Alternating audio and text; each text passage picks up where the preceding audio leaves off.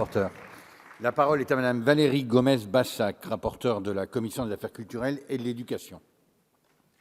Pour 10 minutes.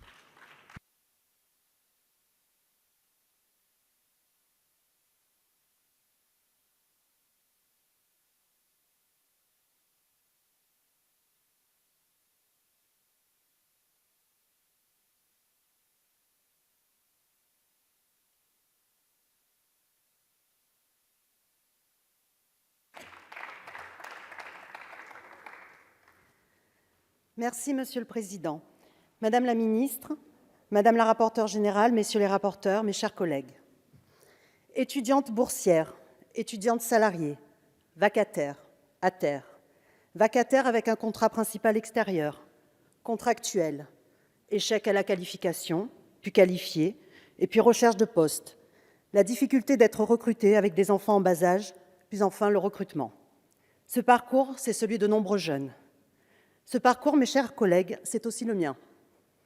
La réalité de notre système, c'est celle-là, celle d'une précarité à tous les niveaux, celle d'une inégalité des chances dans la préparation d'un doctorat, celle des difficultés d'obtention d'une qualification, celle de la discrimination envers les femmes. Certains parcours se terminent bien, d'autres sont remerciés après avoir enchaîné une dizaine d'années en CDD à tout niveau.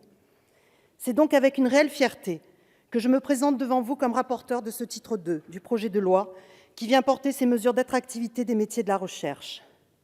Parce que c'est là tout l'enjeu des articles qui composent ce titre, que de rendre attractives ces carrières, et notamment les débuts de carrière.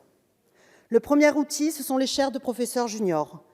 Ces chaires sont une opportunité nouvelle de recruter de nouveaux profils dans la recherche, des profils atypiques, des profils ayant eu des expériences dans le privé, à l'étranger, des profils désavantagés jusqu'alors dans les systèmes de recrutement traditionnels. Ces profils qui, depuis des années, partaient poursuivre leur carrière à l'étranger, dans des systèmes parfois plus attractifs, souvent plus adaptés. En créant ce nouvel accès à la titularisation, parce que oui, mes chers collègues, l'objectif premier de ces chaires, c'est bien la titularisation. En créant ce nouvel accès, ce projet de loi vient mettre fin aux années de contrats courts que nous avons, pour ceux d'entre nous qui sont issus du monde universitaire, connus durant nos carrières. Soyons honnêtes, mes chers collègues, un système où l'on titularise après des années de contrats précaires est en moyenne à 34 ans. Ce n'est pas digne de notre pays. Ces chaires ne remettent pas en cause le système de qualification actuel. Je m'inscris en faux avec ces discours qui voudraient faire croire que leur création viendrait mettre à mal la recherche publique. D'une part, parce qu'une trajectoire d'emploi prévoit d'augmenter le nombre de recrutements passant par la qualification. Madame la ministre s'y est engagée. Pour chaque création de chaire de professeurs juniors, une promotion supplémentaire d'un maître de conférence vers le corps des professeurs d'université sera ouverte. Ce dispositif ne revêt enfin aucun caractère obligatoire, mais représente bien une possibilité offerte aux établissements.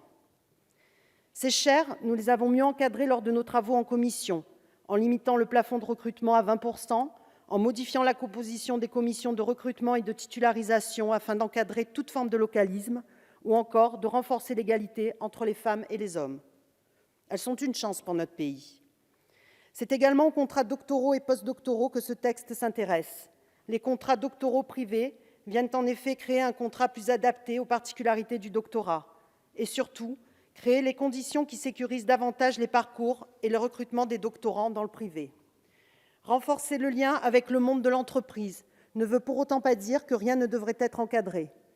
Le travail mené en commission aura notamment permis de préciser la nécessité d'une adéquation entre le contrat et le sujet de thèse, ou encore l'organisation du temps de travail et du temps consacré à la recherche. Ils seront une des clés pour améliorer les liens entre la recherche et l'entreprise, pour faciliter l'insertion professionnelle des chercheurs, pour renforcer le lien entre la connaissance et l'innovation. Les contrats postdoctoraux viennent quant à eux donner un cadre à ces périodes d'entre-deux, afin de lutter contre la précarité actuelle. Le constat, c'est celui de plusieurs milliers de jeunes docteurs dans des situations de précarité. Soyons honnêtes, que leur offrions-nous jusqu'alors si ce n'est de la précarité? Nous venons sécuriser et apporter toutes les garanties juridiques nécessaires en créant un contrat postdoctoral de droit public et un contrat postdoctoral droit privé, chacun pour répondre à une situation spécifique. Ces contrats viennent offrir des solutions à ces postdoctorants qui se retrouvaient aujourd'hui sans aucune solution adaptée à leur situation. Le deuxième grand enjeu de ce titre se situe sur la continuité des projets de recherche. C'est toute l'ambition portée par les CDI de mission scientifique qui viennent inscrire les carrières dans le temps long. La situation d'enchaînement de contrats précaires en contrats précaires n'était plus acceptable. Le CDI de mission scientifique vient y répondre par un contrat adapté à la durée du projet de recherche pour lequel il sera conclu. Un contrat destiné à limiter le recours massif aux contrats précaires que l'on connaît actuellement dans le monde de la recherche. C'est un progrès majeur qui viendra mettre fin à la situation dans laquelle l'on se soucie plus du type de contrat sous lequel on pourra continuer ses recherches que de la recherche elle-même. Le CDI de mission scientifique vient donner à la précarité une réponse solide. Un contrat classique, un contrat de long terme, un contrat qui offre toutes les garanties que cela implique. Le travail de la Commission a ici aussi permis de renforcer le dispositif en sécurisant notamment les situations de rupture, en définissant clairement les modalités d'accompagnement des salariés. L'attractivité de ces carrières, c'est enfin celle liée à l'attractivité internationale de la recherche. Au-delà des chaires qui seront, je vous le disais, un outil important d'attractivité des jeunes talents, ce projet de loi vient encadrer les séjours de recherche afin de mieux accueillir les doctorants et chercheurs internationaux qui viennent en France. Ces séjours de recherche donneront aux doctorants et chercheurs plus de protection. Je pense notamment à la couverture sociale. Ils permettront également de renforcer l'attractivité de nos établissements. Au-delà de ces mesures, ce texte vient renforcer des aspects essentiels de notre recherche, de l'avancement aux situations de cumul d'activités, de l'attractivité des talents à la poursuite des projets de recherche. Ces mesures viennent ainsi simplifier et mieux accompagner le déroulement des carrières dans la recherche. Comme vous l'avez dit, Madame la Ministre, elles s'accompagneront d'engagements financiers inédits pour la revalorisation des salaires. 92 millions d'euros supplémentaires seront mobilisés chaque année au bénéfice des personnels de la recherche et de l'enseignement supérieur. Dès l'année prochaine, plus aucun chargé de recherche, plus aucun maître de conférence ne seront recrutés en dessous de 2 fois le SMIC. Dès l'année prochaine, tous les maîtres de conférence, sans exception, gagneront 1 000 € de plus par an. Dès l'année prochaine, tous les chargés de recherche gagneront 1 300 € de plus par an. Ce projet de loi prévoit également de revaloriser de 30 % la rémunération des doctorants et de 20 % les thèses financées dans tous les domaines de recherche. Ce projet de loi prévoit également de créer 5 000 postes dans les 10 prochaines années. C'est un effort inédit dans le contexte actuel.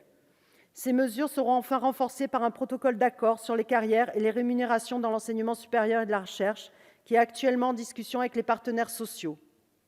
Aucun gouvernement n'a fait autant pour la recherche. Mes chers collègues, j'en suis convaincue, ce texte répond à des besoins identifiés et vient corriger les limites du système actuel. Ce texte donne à la recherche française les clés pour être plus compétitive à un niveau international. Ce texte est un texte de progrès pour la recherche. Ce texte vient donner enfin à la recherche française les moyens et les outils qu'aucun autre gouvernement n'avait mis en place. Ce texte vient rendre enfin aux carrières scientifiques l'attractivité et la reconnaissance qu'elles méritent. Je vous remercie. Merci, Madame la rapporteure.